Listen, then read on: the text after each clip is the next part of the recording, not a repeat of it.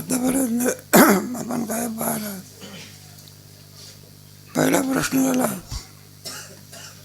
आत्माचा आनंद रूप आहे ते मला सांगता आलं पाहिजे. भरपूर आपण विवेचन केलं. दुसरा प्रश्न कोणता? आत्मस्वरूपाच्या ठिकाणी दुःख कळत तरी नाही.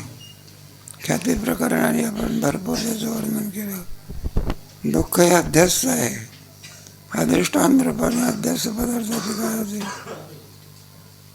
आता तिसरा तीनच मध्ये या तरंगामध्ये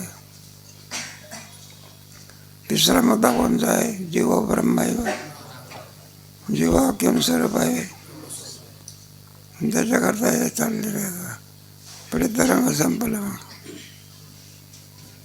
मग पूर्वपक्ष जीव ब्रह्मरूप कसा होऊ शकेल? ब्रह्म जीवाच्या पाठीमागे 5 प्रकारचे काय तुम्हाला विचारत नाही. काय काळजी करू नका. अविद्या म्हणजे काय? अविद्या पुढे अरे 5 नाव कोणती?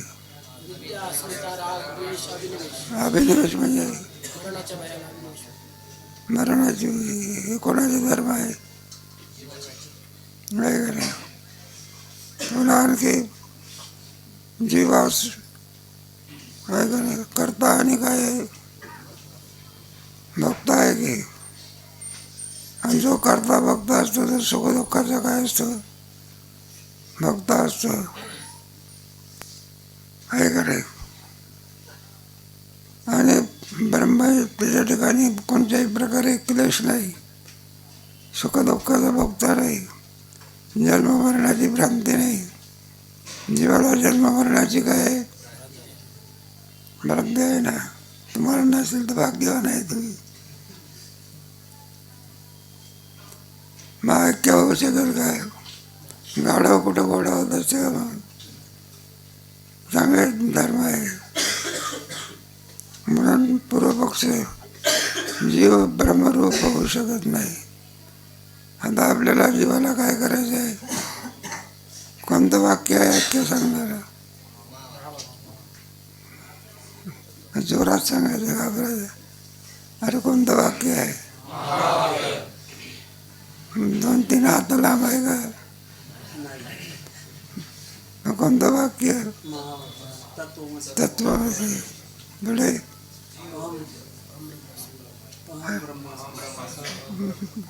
प्रज्ञानम ब्रह्म. पुढे पुढे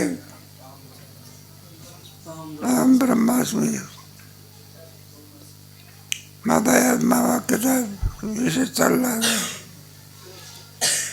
म्हणून जीव ब्रह्मरूप आहे सांगण्याकरता आता क्रमाक्रमाने विचार करायचा. कारण ब्रह्म हे कसं आहे? व्यापक आहे. कोणाप्रमाणे? आकाशाप्रमाणे. मग आकाशाचे आपण 4 विभाग केले. पहिला कोणता विभाग आहे? सांगा की. तेवढंच बोलता. अरे पूर्ण सांगितलं पाहिजे.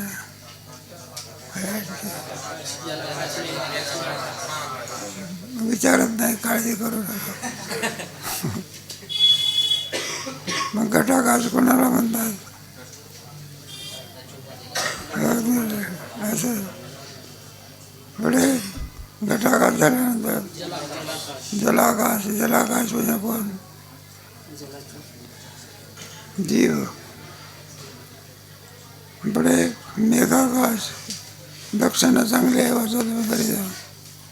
आणि शेवटचा कोणता आहे? महाकाश. याच्या यावत पदार्थामध्ये जे व्यापन असते त्याला म्हणतात महाकाश.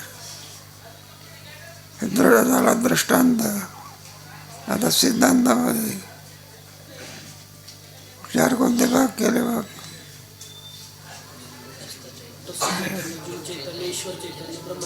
ब्रह्मचैतन्य. कुठंच चैतन्य. पुढे पुढे पुढे आपलं कोणते चालू आहे? ईश्वर चैतन्य. जीव चैतन्य समजलं. जीवाचं लक्षण कसं आहे?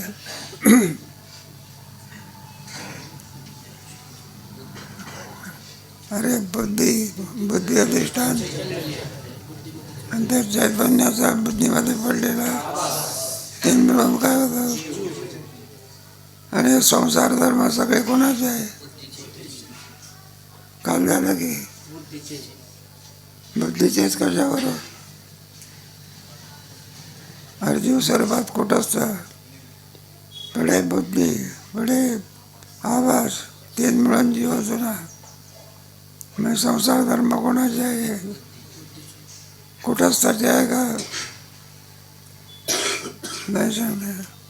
काल झालं की कुठंच त्याचे का नाही. तो असंग स्वरूपाचा आहे. त्याच्या ठिकाणी कोणताही संसार धर्म नाही. ब्रह्मस्वरूपाच्या ठिकाणी नाही रूप वर्ण गुण देते. मग संसार धर्म कुठंच त्याचे नाही. मग आभासाचे आहे का. आभासाचे का नाही. काल झालं की आपलं तो आभास कोणाचा आहे. म्हणून बिंबातच नाही तर प्रतिबिंबात येत असते का. काल गोष्टी सांगितल्या ना तुम्हाला. म्हणून कोणाचे नाही आभासाचे नाही. मग कोणाचे आहे बुद्धीचे. हे सगळे संसार धर्म क्लेश बरं का परिच्छिन्नता वगैरे सगळे धर्म हे जीव स्वरूपामध्ये बुद्धीचे आहे. मला आता कोणतं चाललं आपलं ईश्वर चैतन्य. ईश्वर का मानावा लागतो.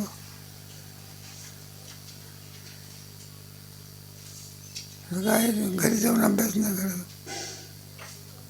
अरे फलदाता ईश्वर मानावा लागतो ना. काल झालं की कर्म कुठं फल देत असते का. माझ्या अर्थी फल प्राप्त होते जीवाला. त्या अर्थी देणारा काय केला पाहिजे. काल झालं की 2-3 दिवस झालं की हे पहा एखाद्या माणसाने गुन्हा केला चोरी केली. मग त्याला चोरीचं फल कोण देत असतो. ईश्वर न्यायाधीश नाही. इथे न्यायाधीश घ्यायचा आहे. आणि आपण कोणताही कर्म केल्यानंतर त्याचं फल देणार इथे ईश्वर घ्यायचा. मग ईश्वराच्या ठिकाणी कोण आहे. आपल्या न्यायाधीशाच्या ठिकाणी कोण आहे. घरी जाऊन काही निंदन करायला तर येईल. नाही तर मग काही नाही. आपलं विचार सागर झाला का हो मला झाला. जीवाचं लक्षण सांगा. लक्षणही असते का. वाद करता आला पाहिजे. ईश्वर काय केलं पाहिजे. कर्म का फल देत नाही. होऊन गेलं की जड स्वरूप आहे ते. जडाला कुठं अक्कल असते का. मग कर्माचं फल कोणाला मिळते. ज्याला मिळते त्याला जीव म्हणायचं. आणि जो देते त्याला काय म्हणायचं ईश्वर म्हणायचं. गुन्हा करणाऱ्या माणसाने गुन्हा केला तर गुन्हेगार. आणि शिक्षा देणारा कोण असतो न्यायाधीश. त्याप्रमाणे चांगलंही फल देणारा परमात्माच. दुःखही फल देणारा परमात्मा. मला ईश्वर चैतन्य म्हणायचं. कोणतं मग कुठंच तर चैतन्य पुढे जीव चैतन्य पुढे ईश्वर चैतन्य आणि पुढे मग कोणतं ब्रह्मचैतन्य. आता आपलं कोणतं काय चालू हल्ली. अच्छा ईश्वर चैतन्याचे लक्षण ब्रह्मचैतन्य, माया आणि मायेमध्ये चैतन्याचा आभास हे 3 पदार्थ मिळून ईश्वर चैतन्य. ईश्वराच्या लक्षणामध्ये 3 आहे. 3 कोणते कोणते आहे. 3 कोणते कोणते आहे म्हटलं. ब्रह्मचैतन्य, माया आणि मायेमध्ये चैतन्याचा आभास. ब्रह्मचैतन्य 1, माया 2 आणि त्या मायेमध्ये चैतन्याचा पडलेला आवाज 3 मिळून काय झाला. त्याच्या गीतेमध्ये आहे ना गतीर वर्ता प्रभू साक्षी निवास. ईश्वर काय केलं पाहिजे. पितामहस्य जगतो माता दादा पितामह वेद्यम ओंकार वृक्षमेव गतीर वर्ता प्रभू साक्षी निवास. प्रभाव प्रलय आनंद आनंद हे सगळे ईश्वराचे अवच्छेदक आहे.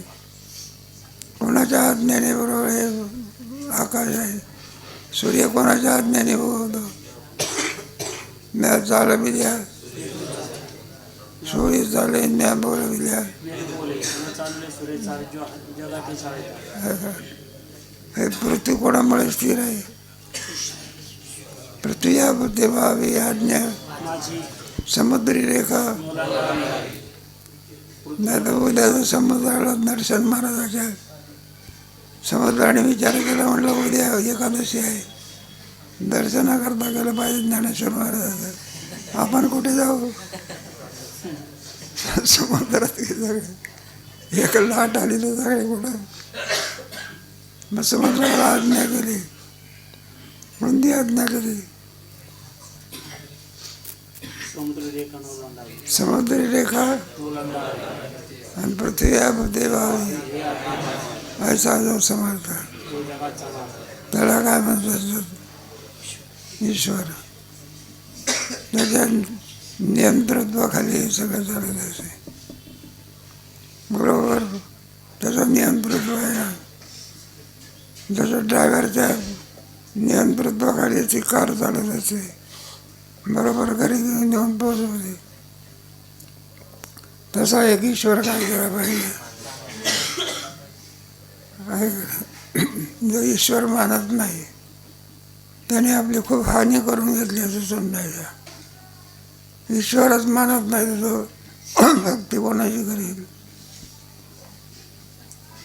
ईश्वर जो मानत नाही. हे नास्तिक लोक ईश्वर काय करत नाही, मानत नाही. एकादशी वगैरे नास्तिक लोक काय करतात, मुद्दाम वारकऱ्याला जेवणाचं आमंत्रण देतात. कोण्या दिवशी, एकादशी दिवशी. हो वारकरी उद्या या जेवायला. दिवस कोणता, हा आमंत्रण कोणाला. आता वारकरी जेवण करेल का एकादशीला. एकादशीच हा म्हणलं वारकरी व्हा. साधं जेवण नाही आहे, पंचपक्वान्नाच आहे. मग फुलत असतो का वारकरी. म्हणलं नुसतं जेवण नाही तुम्हाला, मग काय कर, तुम्हाला पोशाख करू की काय करू. मग तरी येत असतो का वारकरी. नुसता पोशाख नाही, 2 पोळ्याची काय करू. मग येत असतो का तो. मग एकादशीच्या दिवशी जेवण करणारा मग ईश्वराला काय करीत नाही, मानत नाही तो. कारण संतांचा आहे एक एकादशी कार्य न करते. जाऊ दे आपला ईश्वर काय केलं पाहिजे, मानला पाहिजे. तर ईश्वर चैतन्य तो अंतर्यामी आहे आणि सर्वांना काय करतो तो, त्याला प्रेरणा करतो आणि सुखदुःखाची फलं देत असतो. सुंदर वर्णन आहे, थोडक्यात आहे. जास्त वर्णन असेल तर ते ईश्वर सत्तावाद पुस्तक आहे, ते वाचले पाहिजे. याच्याबद्दल याची काय विचारचा क्रम ताकाबद्दल रामायण पडलेला. जीव चैतन्याचे लक्षणात जसे अधिष्ठान कुटस्थ बुद्धी आणि बुद्धी चैतन्याचा आभास हे 3 पदार्थ सांगितले आहेत, तसेच 3 पदार्थ वरील ईश्वर चैतन्याचे लक्षणात आहेत. नाही बा, एक माया, त्या मायामध्ये चैतन्याचा पडलेला आणि तिसरं एक अधिष्ठान चैतन्य. 3 मिळून काय होतं, नाही ईश्वर होतो. माया आली की ईश्वर, बरं का. आणि अविद्या आली की जीव, 2. नाही का.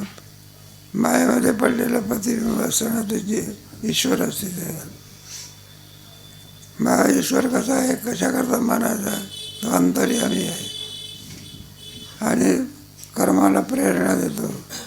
आणि ज्याचं जसं कर्म असेल त्याप्रमाणे सुखदुःखाचा काय देतो, भोग देतो. वाचा. ईश्वर हा दृष्टांतातील मेघाकाश स्थानी आहे.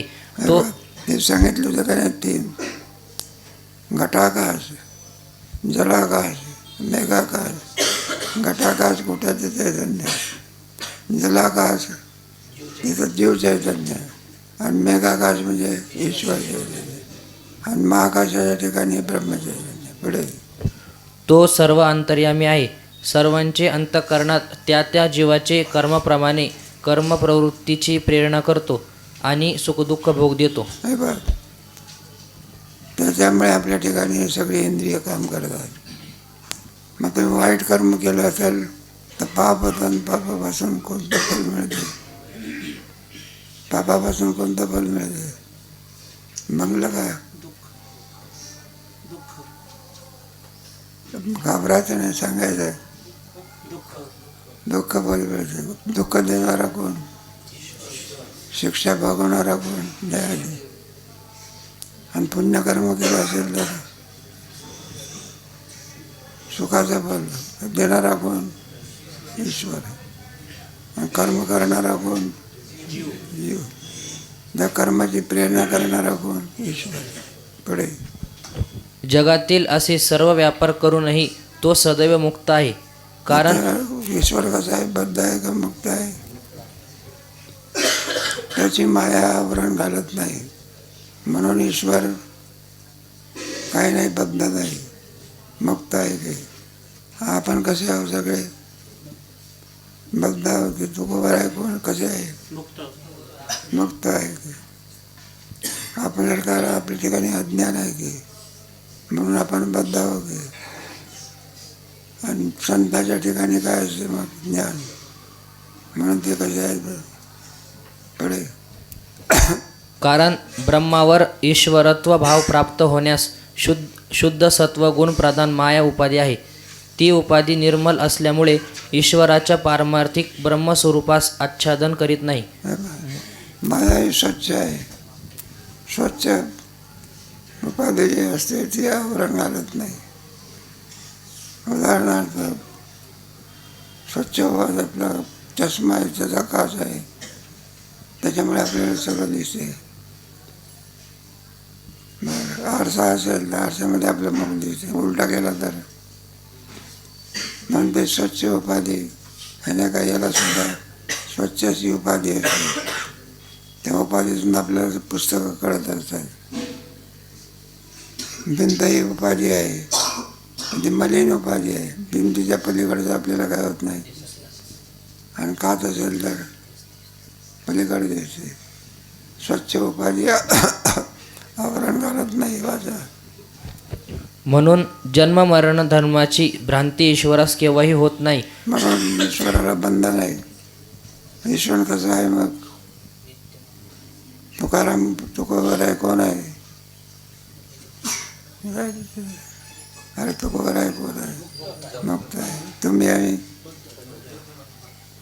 एखादा विद्यार्थी म्हणा मी मग आनंदाची गोष्ट आहे, विचार सांगता ऐकण्याचं काय नको, कामच नको. आपण बद्ध आहोत. आणि तो गोबर आहे. कोण आहे? मग त्याच्या ठिकाणी अज्ञान कुठं आहे? तो गोबर आहे कडे. आपल्या ठिकाणी काय आहे? त्या अज्ञानामुळे आपण जीव झालो, बद्ध झालो. वाचा. यास्तव तो नित्यमुक्त आहे. सच्चिदानंद आत्मस्वरूपाचे ठिकाणी जन्म मरणादी संसार धर्माची प्रतीती न होणे हेच मुक्ततेचे लक्षण आहे. मुक्ततेचे लक्षण म्हणजे कोणतं? अज्ञान असल्यामुळे मी जन्मणार आहे, मी पुढे मरणार आहे. आता जन्म मरण वगैरे, मरण तर फारच सोपं झालेलं आहे. कोणत्या वेळेला मरण येईल काही सांगता येत नाही का? अजित पवाराला काय वाटत होतं का विमान पडेल म्हणून? कोणती घटना घडेल काही सांगता येत नाही, आहे ना. मग भ्रांती जीवाला आहे, ईश्वराला ही भ्रांती नाही. म्हणून ईश्वराचे धर्म वेगळे आणि जीवाचे धर्म वेगळे. तुम्हाला हे बघा, 6व्या तरंगात आहे, हाताने सध्या आहे, तिथे सुद्धा जीवाचा विचार केला आहे. 4थ्या तरंगामध्ये सुद्धा आता पुढे आहे की ईश्वराचा विचार आहे की. म्हणून ईश्वराच्या ठिकाणी कोणतंही आवरण नाही. त्याच्यामुळेच याच्या यावर सर्व पदार्थ त्याला काय होते? ज्ञान होते. तुमच्या मनात काय चाललेलं आहे ईश्वराला सांगावं लागते का? न सांगण्याचा तुम्हाला पुढे तर सांगावं लागत असते का? प्रत्येक मनात, कोणाच्या मनात काय चाललेलं आहे हे ईश्वराला कळत आहे. जीवाच्या मनात काय चालू आहे संतांना कळतं का? कोणाला कळतं? आपल्याला मात्र कळत नाही. गुलाबराव महाराज होते ना, त्याला जीवाच्या मनातलं कळत असेल. त्यांच्या ठिकाणी आवरण नावाचा दोष नाही. तुम्हाला गेलं की जीवाच्या ठिकाणी 3 प्रकारचे दोष आहे. कोणते कोणते आहे म्हटलं? हे कोणता आहे? मल नावाचा दोष. पुढे तिसरा मल कोणाला म्हणतात? पाप नाही. याला काय म्हणायचं? पापाची वासना म्हणा, याला काय म्हणायचं? आणि पुढे मल विक्षेप कोणाला म्हणतात? आणि पुढे आवरण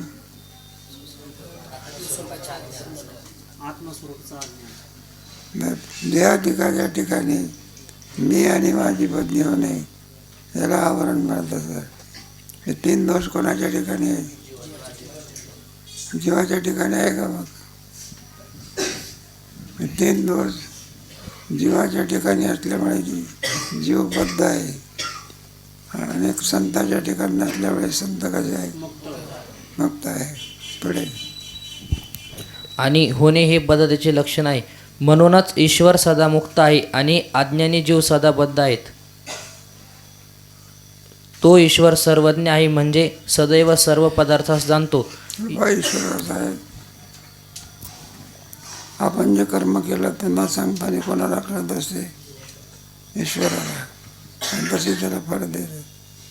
तुम्हाला दृष्टांत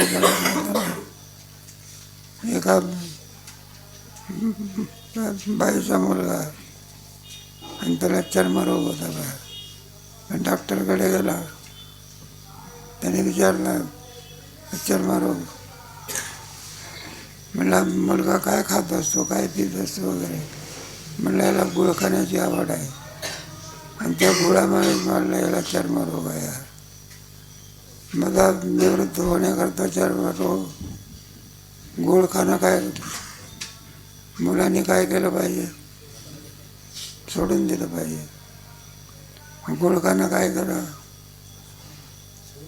सोडून दिलं ते. तरी चर्मरोग काय झाला? गेला नाही. पुन्हा बाई गेली, म्हणजे महाराज गुळ खाणं सोडला तरी पोराचा चर्मरोग काय झाला नाही. मग डॉक्टरने काय सांगितलं? म्हटलं ह्या जन्मात गुळ खाणं सोडलं, मागच्या जन्मामध्ये खात होता की. मागचा जन्म आहे की? कोणता जन्म आहे? नाही. मागच्या जन्मात त्याप्रमाणे आपण कोणत्याही जन्मात जरी कर्म केलं ते कुठे भोगून दिल्याशिवाय काय होत नाही. या जन्मात जरी आपण कर्म केलं आणि त्याचा भोग जरी झाला नाही तरी दुसऱ्या जन्मात जास्त टीका करू नये. एखादा मनुष्य चोरी करत असतो पण लोकांना माहितीच नाही हा चोर आहे म्हणून, आणि तो सभ्य म्हणून वावरतो. काय वाहतो? लोकांना कळालंच नाही की हा चोर आहे. आणि दुसऱ्या जन्मामध्ये त्या चोरीचं फळ काय करावं लागतं? भोगावं लागतं. कर्माचा न्याय आहे. कर्म भोगूनच संपवावं लागतं. काय करावं लागतं? तर दुसरा मार्ग आहे. एखाद्या रोगाचं दुःख भोगूनच संपवावं लागतं. अलीकडे नाही का डायबिटीसचा दुःख भोगूनच काय करावं लागतं? अजून डायबिटीस जाईल असं औषध निघालेलं, ते कोरोनाचे होतं तसं. ते भोगून काय करावं लागतं? संपवावं लागतं. ईश्वराचा न्याय आहे. जो ज्याचं कर्म करेल त्याप्रमाणे ते कर्म तुला भोगून काय करावं लागते? म्हणून संचित जाणून शुद्ध करा. तुकोबाराय म्हणतात ना, मग माणसाने कोणता कर्म करावा, पुढे आपल्याला भोग प्राप्त होईल एवढ्याकरता चांगलं कर्म करावं, सत्य कर्म व्हावे, वापरी यावे.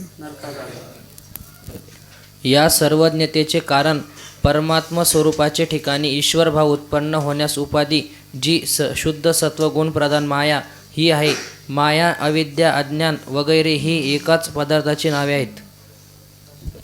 ईश्वराला का सर्वज्ञ म्हणायचं, तुम्हाला आम्हाला का अल्पज्ञ म्हणायचं. ईश्वराची माया ईश्वर स्वरूपावर ते आवरण घालत नाही, म्हणून ईश्वर कसा आहे, सर्वज्ञ आहे. एकाच वेळेला त्याला सगळ्या ब्रह्मांडातलं ज्ञान होते. किती, सगळ्या जीवाचं एकाच वेळेला ईश्वराला ज्ञान होत असे. आणि तुम्हाला आम्हाला सांगितल्यानंतर एका जीवाला एकाच होत आहे. मग ईश्वराची माया ही परिच्छिन्न आहे का व्यापक आहे. मग ईश्वर तुमचं कसं आहे, ईश्वर सर्वभूतानां, ईश्वर अनेक आहे का एक आहे,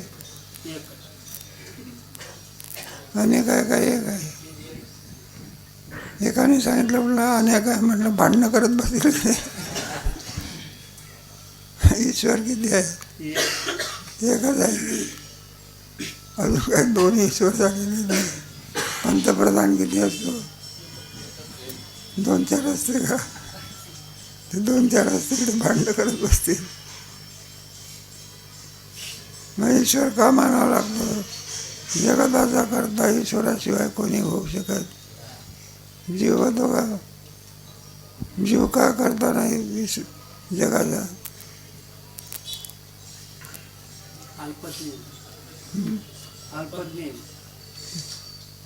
बरोबर आहे की एकच जबाबचे होता, नाही सांगतात. हे सर्व सृष्टी कोणी निर्माण केली, जीवाने केली का. जीवाला कोणी निर्माण केलं, अंडाच्या, चाराच्या, सूर्याच्या 4 खाणीतून जीव निर्माण होता. मग कोणत्या खाणीतला जीव आणि भाग्यवान आहे, नाही सांगता येत.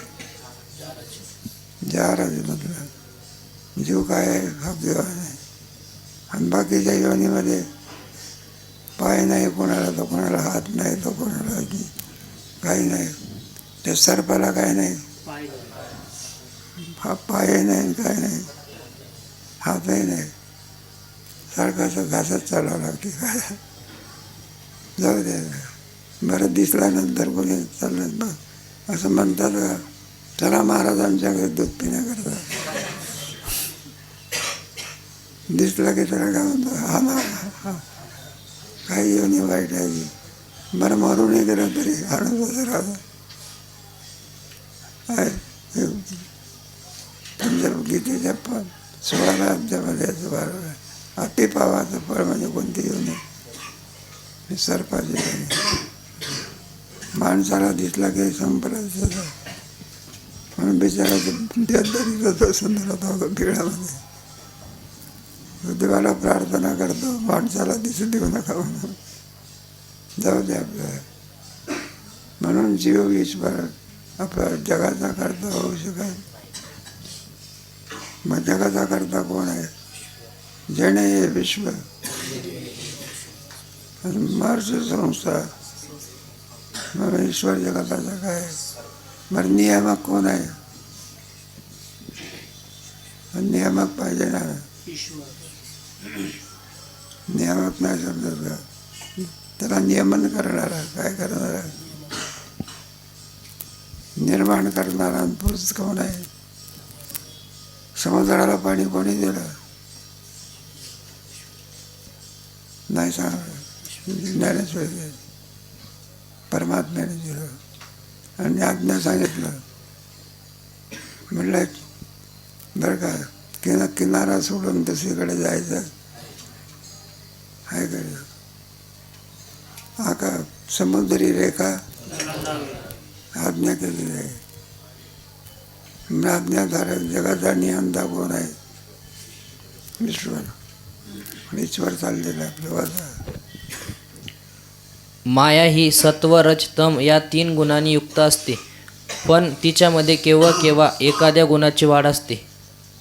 का पुन्हा माया ही सत्व रज तम या 3 गुणांनी युक्त असते, पण तिच्यामध्ये केव्हा केव्हा एखाद्या गुणाची वाढ असते.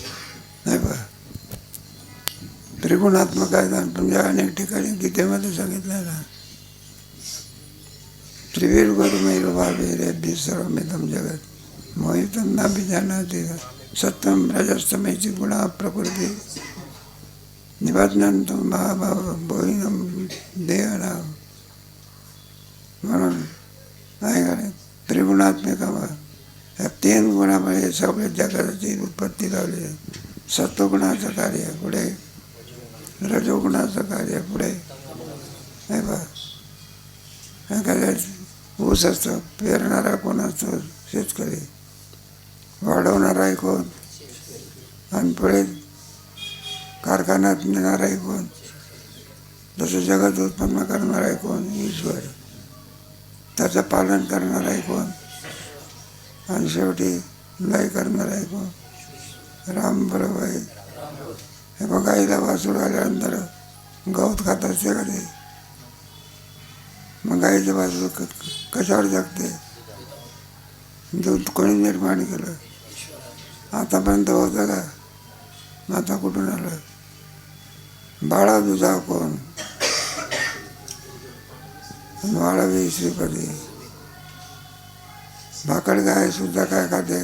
गवत खाते. मग दूध होते का तिथं? मग ईश्वराचे सगळे अवच्छेद काय? हे थोडक्यात दिलेलं आहे तुम्हाला. ईश्वर घ्यायचं वाचा. ज्यावेळी सत्वगुण फार होतो त्यावेळी रज तम हे अगदी कमी असतात, मुळीच नसतात असे कधीही होत नाही. सत्वगुण फार वाढला म्हणजे तो रजतमाला आपल्या स्वाधीन ठेवतो. रजस्तमश्चाभिभूय सतम भवति भारत सतम रजस्तमश्चैव रजस्तथा. गीतेच्या 14व्या अध्यायामध्ये याचं वर्णन आहे. तो गुणाचं वर्णन करणारा अध्याय त्याला 14वा अध्यायामध्ये. सत्वगुणाचं कार्य, रजोगुणाचं कार्य, तमोगुणाचं कार्य. झाला का तुमचा 14वा अध्याय? 14वा अध्याय झाला का? माझ्या वाटतं. बरं. तत्र सत्वं निर्मलत्वात् प्रकाशकं मनोमयं सुखसंगे बध्नाति ज्ञानसंगेन नमस्तज्ञानजं विद्धि मोहनं सर्व. हे 3 गुणांनी युक्त माया आहे. आणि 3 गुणाचे आविष्कार असतात बघा. एखादा मनुष्य शांत बसलाय, देवाचं चिंतन करीत. कोणता गुण? सत्वगुण. आणि चहा पिण्याची इच्छा झाली, कोणता गुण? रजोगुण. आणि चहाला आणण्याकरता काय लागला? बाईला काय लागला? वेळ लागला. ते झाला का? झाला का? आणला का? नाही झाला का? हे रजोगुण. आणि बाईने घाबरल्यामुळे ती बसी जी होती ती विसरली नाही बघा, खरकटीच होती. आणि त्याच्यात तिने घाबरल्यामुळे काय आणला? आणि तो याने पाहताबरोबर जो हाणलं बघा. कोणता गुण? ते गुण आहे. बरं, आपलं बारकं शिक्षण होतं. सत्वगुण आहे. कोणता गुण आहे? बाहेर कुठं काय आहे? म्हणजे 3 गुणात्मक माया आहे. 3 गुणाचा माणसाच्या ठिकाणी उत्कर्ष होत असतो. पुढे अशा स्थितीलाच शुद्ध सत्वगुण प्रधान माया असे म्हणतात. आणि म्हणूनच ती ईश्वराचे स्वरूपास आवरण करीत नाही. आता ईश्वराची माया कोणाची माया? ईश्वर परिचिन नाही का? व्यापक आहे. त्याची माया सुद्धा कशी आहे? मग ती काय करत असते? स्वच्छ कपडा आवरण घालत नाही. काच कधी आवरण घालतो बरं? हे बा, हे पुस्तक आहे, पलीकडचं दिसते का? का? मग चष्मा लावला मी दिसते का रे? चष्मा ही कोणती उपाधी आहे? स्वच्छ. म्हणून ड्रायव्हरच्या समोर काय असते? ह्या मुळा चष्मा असतो. काच असतो का नाही? म्हणून तर त्याला समोरचं काय आहे? आणि तेच तुमचं मलिन वस्तू असेल त्याच्यातून काय भिंतीमधून भिंतीच्या पलीकडचं दिसते का आपल्याला, आणि काचेमधून काचेच्या काय दिसते. तशी ईश्वराची उपाधी मलिन आहे का स्वच्छ आहे. म्हणून ईश्वराला याचे या सगळ्या जीवाचं काय आहे आणि आपल्याला काय आहे अज्ञान आहे. ईश्वर सर्वज्ञ आहे. आपण करावं. आपल्याला रोग झाला तो आपल्याला कळतो का डॉक्टरला कळतो. तसं ज्ञान कोणाला आहे, डॉक्टरला आहे. ईश्वराची उपाधी माया ईश्वरावर आवरण घालत नाही, आणि आपली उपाधी आपल्या याच्यावरती काय घालते ती आवरण घालते. म्हणून आपण बद्ध वगैरे. आणि या सर्वांना मुक्त करणारा कोण आहे? ईश्वर. वाचा. ज्यावेळी सत्वगुण कमी होऊन तमोगुण वाढतो त्यावेळी तिलाच अज्ञान असे म्हणतात. असो, वर सांगितल्याप्रमाणे शुद्ध सत्वगुण प्रधान माया ही ईश्वराची उपाधी असून सर्व जगात त्या मायेची व्याप्ती आहे. शुद्ध सत्वगुण प्रधान माया आहे, आणि ती परिच्छन्न नसून सगळ्या जगाला काय झालेली आहे. हे बघा, सूर्य आहे. सूर्याचा प्रकाश एका ठिकाणी एका सगळ्या जगात पसरलेला आहे. आपल्या घरच्या दिव्याचा प्रकाश किती आहे? खोली पुरता. सूर्याचा प्रकाश ब्रह्मांडापुरता आहे. सगळ्या ब्रह्मांडाचं प्रकाशन कोण करतो? 2-4 सूर्य आहे का एकच आहे? आणि तो सगळ्या ब्रह्मांडाचा. कारण त्याची उपाधी कशी आहे? स्वच्छ आहे. पुढे. जशी जीवाची बुद्धी सर्व शरीरात व्याप्त आहे, म्हणून त्या बुद्धिवृत्तीने शरीरात होणाऱ्या सर्व व्यापारांचे एककालीच जीवांना ज्ञान होते. आपली बुद्धी आहे. ही बुद्धी परिच्छन्न नसून व्यापक आहे. पायाला जरी काटा रुतला तरी आपल्याला कळते, हाताला जरी रुतला तरी कळते. आपल्याला भूक लागली हे आपल्यालाच कळते, भूक गेली हे आपल्यालाच कळते. कोणाच्यामुळे? त्याचं प्रकाशन करणारा कोणी ना कोणीतरी असला आहे का नाही. आपली भूक गेलेली आहे वाढणाऱ्याला कळते का जेवणाऱ्याला कळते? एखाद्या वेळेला असं ना, एखादा मनुष्य जेवते विचार करीत नाही, आणि रात्री मग त्याच्याकरता संडास काय ठेवा लागतो. त्याला विचारला इतके लाडू कशा करता खाल्ले? आता बाईने वाढले, कोणी वाढले? आता बाईने जरी वाढले तू कशाला खाल्ले? मग भूक हे बाईला कळत असते का ह्याला कळते?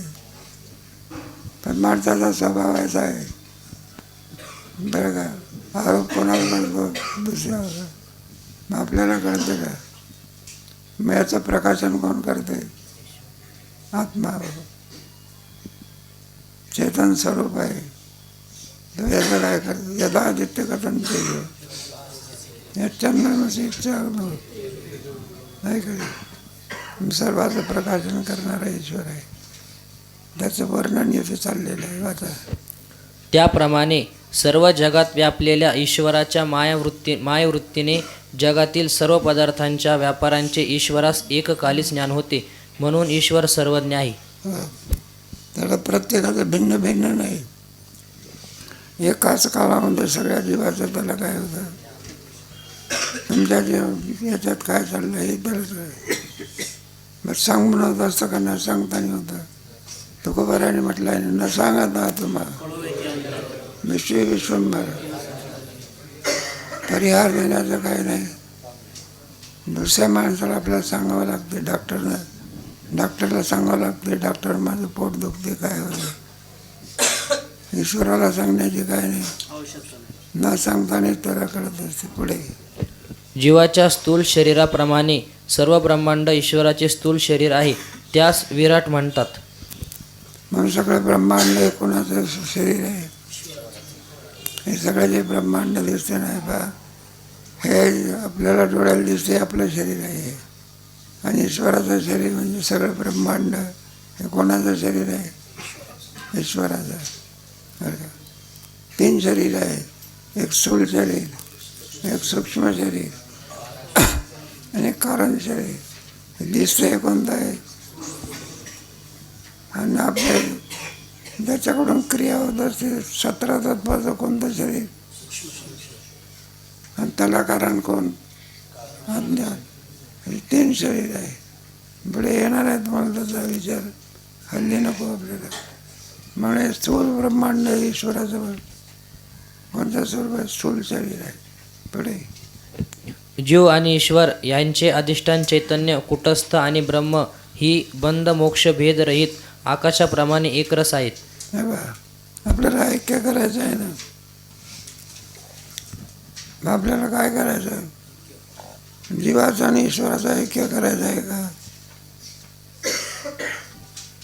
नाही लक्ष. असं समजा 2-3 तरंग झाले ना. जीवाचं आणि ईश्वराचं ऐक्य करायचं आहे का? जीवाचं लक्ष कोण? कुटस्थ. ईश्वराचं लक्ष कोण? कुटस्थ किम स्वरूप आहे. याला म्हणतात जीव ब्रह्म ऐक्य. लक्षाचं ऐक्य असते. वाच्याचं काही नाही. म्हणून जीव नसून किम स्वरूप आहे. पुढे बंध मोक्ष जीव ईश्वरांच्या आभासांच्या ठिकाणी आहेत.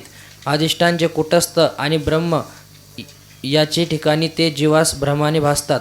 आभासाचे ठिकाणी बंध मोक्ष आहेत खरे, पण त्यात इतका भेद आहे की ज्या आभासाचे ठिकाणी अविद्येचे आवरण आहे त्याचे ठिकाणी बंध आहे. ज्याच्या ठिकाणी अज्ञान आहे तो बंध, आणि ज्याच्या ठिकाणी ज्ञान आहे तो श्रीमंत असूनही सुद्धा अज्ञान असेल तर पंडित आहे, विद्वान आहे, पण अज्ञान असेल तर तो काय आहे? बंध आहे. आणि गरीब असूनही सुद्धा अज्ञान नसेल तर भक्त आहे. आपल्या भक्तामध्ये प्रकार आहे का ते? सगळेच भक्त श्रीमंत आहे का गरीब आहे? शबरी कशी होती? विदुर काका कसे होते? आहे का नाही? प्रत्येकाचे ज्ञानेश्वर महाराज झाला, तुकोबा महाराज, नाथ महाराज, नामदेव महाराज, या 3 संतांमध्ये 4 संतांमध्ये नाथ महाराज श्रीमंत होते. त्यांच्याकडे येणारे जे लोक आहेत श्रवणाला वगराड साखर द्यायचे तुला. रोज जेवायला सगळी मंडळी जेवायला असायची. साधं जेवण नाही. आज एकादशी आहे, जास्त वर्णन करू नये. मग श्रीमंत होते, पण भक्त मात्र सर्वच होते. ज्ञानेश्वरी महाराज भक्ताचे राजे, तुकोबर आहे भक्त, नाथ महाराज भक्त, नामदेव महाराज भक्त. भक्ती करण्याचा अधिकार तिथे विषमता नाही. यारे ज्ञाती बदले करावा विचार. भक्त कोणालाही होता येते. बाईला सुद्धा काय होता येते? भक्त होता येते. हे सहज आहे. आपल्याला काय करायचं आहे? जीवाच्या ठिकाणी असलेली परिच्छिन्नता काढून त्याला ब्रह्मभावाला आणायचं आहे. वाचा. आणि ज्या आभासाचे ठिकाणी आवरण नाही त्याचे ठिकाणी मोक्ष आहे. जीवाचे ठिकाणी अविद्येचे आवरण आहे म्हणून जीव बद्ध आहे. ईश्वराचे ठिकाणी केव्हाही आवरण नाही म्हणून तो नित्यमुक्त आहे. ईश्वराच्या ठिकाणी काही नाही. आवरण नावाचा दोष नाही म्हणून ईश्वर कसा आहे? मुक्त. आणि जीवाच्या ठिकाणी आवरण नावाचा काय? म्हणजे जीव कसा आहे? नाही का? व्यवहारामध्ये पाहत नाही का? बद्धमुक्तच आपल्या. ज्यांना ज्ञान झालेलं आहे अशी जी मंडळी आहे ती सगळ्या आपल्या संस्थेमध्ये नाही का? सगळे ज्यांचे मोठे मोठे फोटो लावले आहेत सगळे मुक्त आहे, ज्ञान झाले. आणि तुम्ही आम्ही वारकरी शिक्षण संस्थेत शिक्षणाकरता आलो. आपण मुक्त आहोत, बद्ध आहोत. आपण काय आहे मग? सगळे संस्थेमध्ये झालेले काय आहे? ज्ञान असेल तर मुक्त, अज्ञान असेल तर काय? पुढे संपलं का? ज्या वेष्टी अविद्या अंशातील आभासास जीव म्हणून सांगितला आहे त्या अविद्येचा आवरण करणे हा स्वभाव आहे. माया शुद्ध सत्वगुण प्रधान असल्यामुळे तिचा आवरण करणे हा स्वभाव नाही. हे पहा, अविद्याही आवरण घालते, मायाही आवरण घालत नाही. आवरण आवरण समजलं नाही बा. एका लाईट वाजले, लाईट असते ना आपले, आणि लाईन गेली म्हणजे काय येत असते. मग अंधार काय करतो, आवरण घालतो ना पदार्थ असून का. अंधारामध्ये रात्रीच्या प्रहरी अंधार असला, स्वतःच्या खोलीत जाण्याच्या ऐवजी लगीकडे गेला, आणि लगीकडून आल्यानंतर स्वतःची खोली दिसलीच नाही, तर त्याच्याच खोलीत गेला. अंधाराने काय केलं, आवरण घातलं. आवरण म्हणजे पदार्थ असूनही दिसलेच नाही, तिला काय म्हणायचं. आणि पदार्थ बरोबर दिसतो, काय म्हणायचं, प्रकाश. पुढे मायेचे अधिष्ठान चैतन्य हे महावाक्यातील तत्पदाचे लक्ष आहे. आणि ब्रह्म, माया आणि मायेतील आभास ही तिन्ही मिळून जो ईश्वर, तो तत्पदार्थ वाच्य आहे. तिघ मिळून काय होतं सेवक, माया अधिष्ठान चैतन्य, आणि त्या मायेमध्ये चैतन्याचा पडला आभास, तीन मिळून काय होत असते. पुढे जगाची उत्पत्ती, पालन आणि संहार करणारा ईश्वर आहे असे शास्त्रात सांगितले आहे.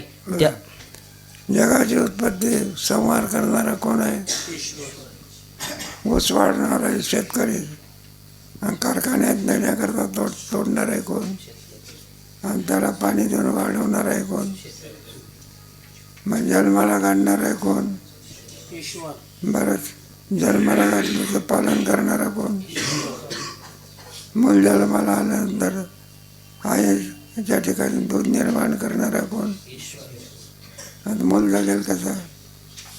सगळ्या जगातले आहे का नाही, एखादं ज्वारीचं ताट असते, ज्वारीच्या कणसामध्ये दाणे असतात, ते आपल्याकरता, आणि ते ताट असते ते गुराकरता.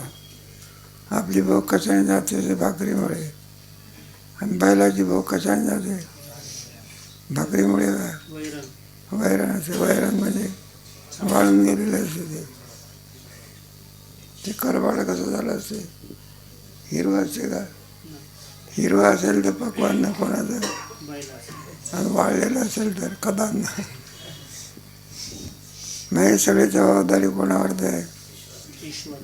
आमंत्रण दिल्यानंतर जेवायला घालण्याची सगळी जबाबदारी कोणावर आहे,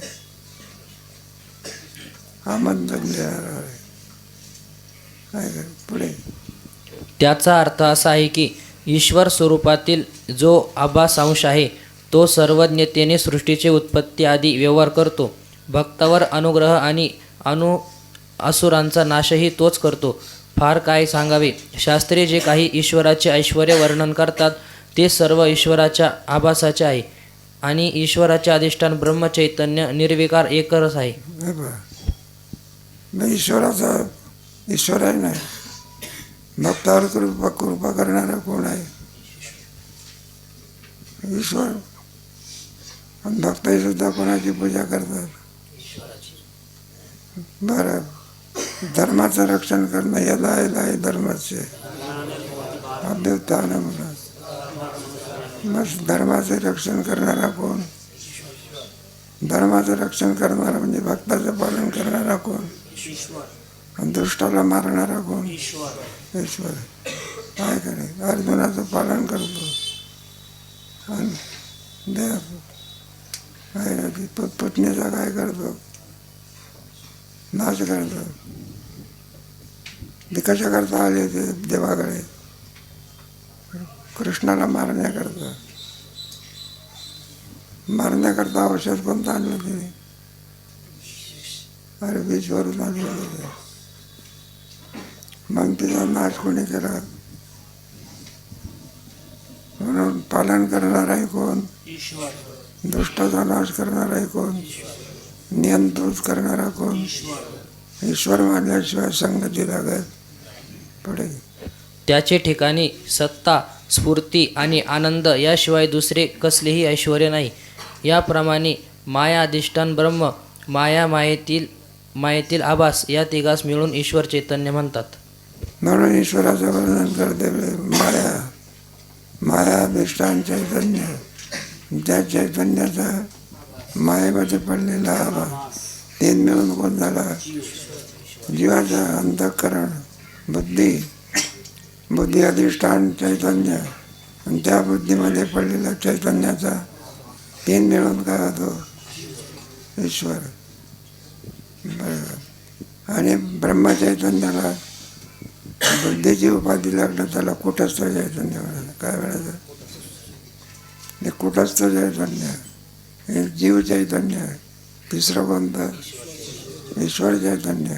आता कोणतं राहिलं? याचा विचार कधी?